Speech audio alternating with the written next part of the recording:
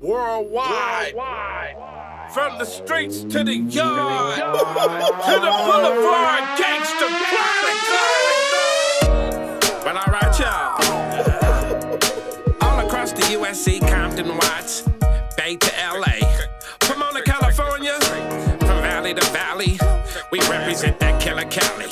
So if you keeping it real on your side of your town, you tune in to Gangsta Chronicles. Gangsta Chronicles, we gon' tell you how it goes. If I lie, my nose will grow like Pinocchio. We gon' tell you the truth and nothing but the truth. Gangsta Chronicles, this is not your average show. You're now tuned into the real MC8, Big James, and Big Steel.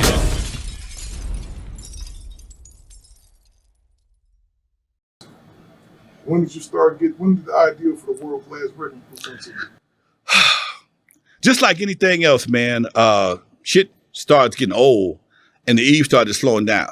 Okay, after about 3 years, about 82, 83, Eve started having, like, other clubs started happening, blah, blah, blah. So I started having ideas on how to keep the excitement coming on. It's like any other relationship. You got to keep it exciting.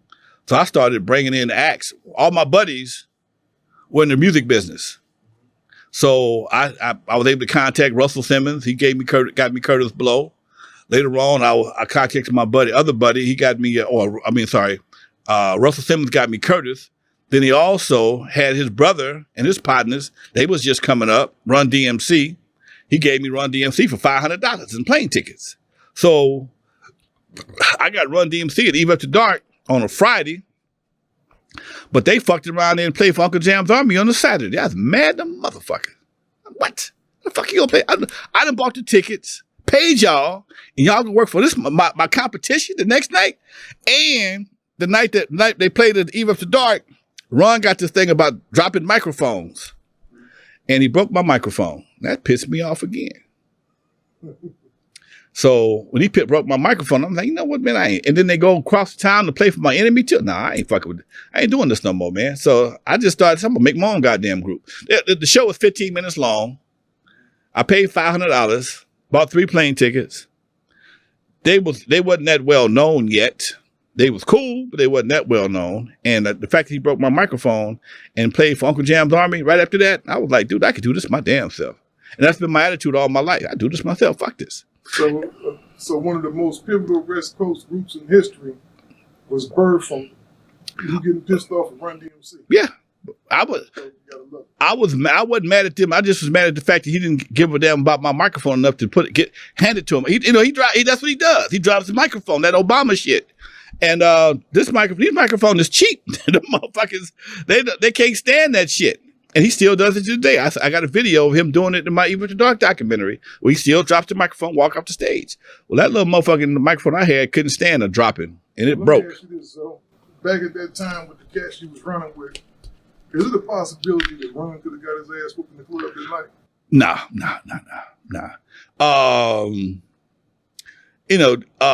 We weren't that volatile. I tell you what was going to cause the problem, though. We first brought Curtis Blow to Eve After Dark. People thought Curtis Blow was a real tall brother. Curtis like 5'6", 5'7". They thought he was a big, tall brother. And niggas is upset. Who the fuck is that little motherfucker? And when he started rapping, it cooled out. But for a minute, it got a little hairy there for a minute. But that's real shit. Me and Curtis, we talk all the time. I ain't never told him that. I saved that for my other documentary. But yeah, he, it was a little disappointing size-wise, but when he finally came out, because his voice is so big, you think he was, a much bigger dude. And it wasn't until he started rapping till the shit really just like, okay, cool. All right, it's chill. That's crazy, man. Curtis Blow. Shout out to Curtis Blow. We would have to get him on the show, too, man. Much love. Good dude. So when we talk about, man, now you have this idea to build this group, the world-class wrecking crew. Did you go out and recruit each member personally? Nope. They just fell in my lap. Yella came first. I had another guy from the neighborhood DJing with me, Dr. Rock.